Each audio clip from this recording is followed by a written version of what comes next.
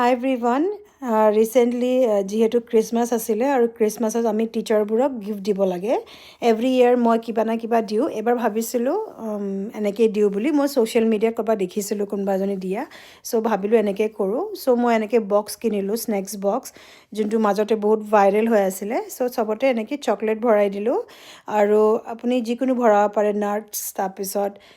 cookies যিকোনো ভৰাব পাৰে কিন্তু মই ভাবিলোঁ নাই চকলেটে ভৰাই দিওঁ চকলেটে দিলোঁ লগতে এটা গিফ্ট কাৰ্ডো দিলোঁ আৰু ধুনীয়াকৈ গোটেইখিনি ৰেপ কৰি দিলোঁ আৰু ডেৰিককো কিবা এটা ভাবিলোঁ কিবা এটা সি কৰিলেও ভাল লাগিব সেইকাৰণে তাক পেইণ্টিং কৰিব দিলোঁ এনেকৈ সৰু সৰু কাৰ্ড বনাব দিলোঁ এইটো হেণ্ডমেড হয় চ' বেছি ভাল লাগে হয় নাই কওকচোন সেইকাৰণে আৰু লগতে গোটেইখিনি পেক কৰি দিলোঁ ডেৰিকে কাৰ্ডত কি লিখিছিলে সেইটো দেখাই আছোঁ তাক মই নিজে লিখিব ক'লোঁ সেইকাৰণে সি ধুনীয়াকৈ ভালকৈ একদম টিচাৰৰ কাৰণে লিখিছে তাৰ হেণ্ডৰাইটিং লাহে লাহে অলপ ভাল হ'বলৈ গৈছে এতিয়া চ' সি লিখি দিলে মই অলপ কালাৰ চালাৰ এনেকৈ কৰি দিলোঁ আৰু এনেকৈ আমাৰ গিফ্ট বেগটো ৰেডি হৈ গ'ল